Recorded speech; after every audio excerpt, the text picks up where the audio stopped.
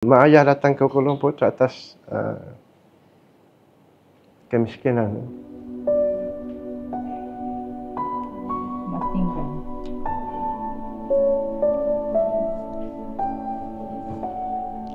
Sedih nak cerita.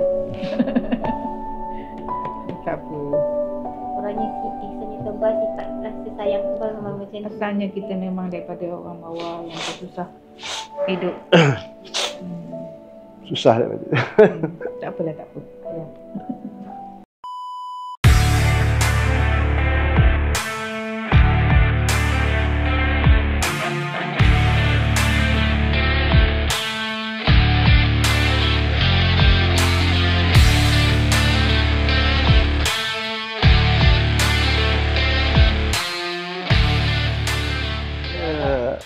Memang daripada dulu macam ni lah. Tak kira lah siapa-siapanya saya terbuka lah. Tak kisah sama. Saya bergaul dengan ramai orang. Jadi kita tidak pandang status, kita tidak pandang. Because asal-usul kita pun daripada orang biasa. Orang biasa, orang susah. Jadi ada masalah.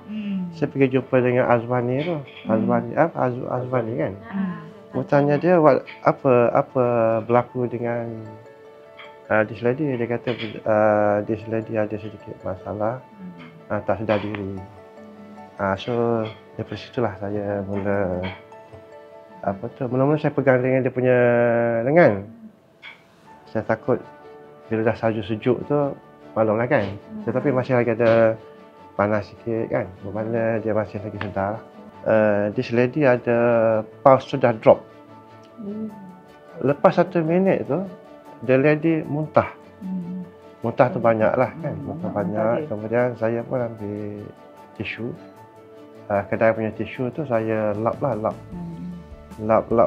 tu habis bersih betul lah. Kemudian saya tunggu untuk ambulans datang. Jadi bila ambulans datang tu saya hand over pada yang datang dah ambulans tu kan. Itu je. Mula asalnya kita dah selesai makan. Bila bangun tu nak keluar daripada tempat tu, tengok ada satu budak perempuan berdiri, dia tengah tolong budak perempuan yang dah terlantar kat meja ni. Jadi kita pun kesian pula tengok, pergi kat budak tu, taruh tangan belakang dia. Budak ni bernyawa lagi tak? Dia tengok dia denyut, okeylah, kita lega sikit. Lepas tu bila tu budak tu kata, alamak macam mana ni? Tolong panggil ambulans. Tuan kedai panggil ambulans, kita tolong lagi. Tiba-tiba budak tu dalam dia dah tak ingat tu, dia bangku melambak. Dia punya tu muntah.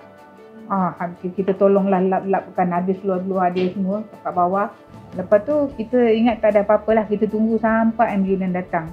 Lepas tu saya ambilkan dia punya bag, dia taruhkan dekat katil, dekat kursi tu. Lepas tu slipper dia saya masukkan dekat tu.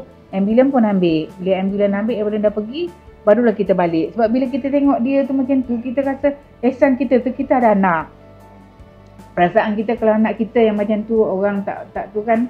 Jadi masa tu lah pergi tolong urut belakang dia.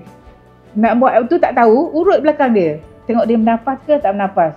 Pakcik tolong lap-lapkan yang muntah tu. Tak ada benda kepada kita kan, dah ada dekat dalam keadaan yang macam tu. Tak payahlah kita nak fikir nak geli ke, nak jijik ke, nak apa ke. Jadi kita ikhlas nak tolong. Dah tengok dia macam tu, terlepek macam tu kan, kesian dia. Kita tak ada niat orang kata nak viral ke apa benda ke, tak ada. Tapi bila tengok tu perasaan, macam mana kalau anak kita yang jadi macam ni, orang buat tak tahu. Tapi pada makcik, orang kata walaupun orang tu, makcik tak kenal dia pun, tapi kita bayangkan macam mana kalau anak kita yang jadi macam tu, orang tak peduli.